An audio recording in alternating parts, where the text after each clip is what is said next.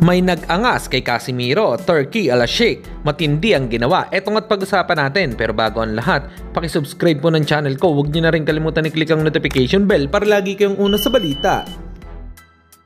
Pag-usapan nga po natin mga kaboxing, former Unified Super Bantamweight Champion and 2 times Olympics gold medalist Guillermo El Chacal Rigondeaux ay panalo sa kanyang laban kahapon via first round KO kontra kay Danis Aguero Arias. Si Rigo po ay nakalaban noon ng ating kababayan na si Janrel Casimiro. Naging controversial pa nga ito dahil pinipilit ng kampo ni Rigo na sila ang panalo kahit pa panay takbo lang ang ginawa nito noon sa ibabaw ng lona.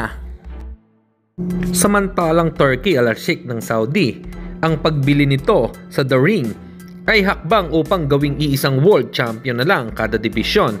Eka nga ni IBF World Cruiserweight Jai Opetay, fantastic news, the real champion is the real champion. Para sa inyo mga kaboxing, mas gusto nyo ba isang world champion na lang kada division or mas gusto nyo pa rin yung isang damakbak na belts ng Alphabet Organization?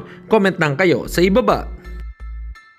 At sa kabilang balita naman tayo mga kaboxing, angas ng Pinas na si Janrel Cuadro Alas Casimiro ay inangasan din ito sa paggaya sa kanya na mag one hand push up. Pinakita din ito ang talento sa ibabaw ng ring na malakas din sumuntok at kayang magdomina ng kalaban. At makikita din natin sa naturang video na talagang ngiting-ngiti dito si Casimiro na tuwang-tuwa nga po sa paggaya sa kanya. Pinakita si Cuadro Alas, grabe! Woohoo! Grabe, pinakita si Cuadro Alas.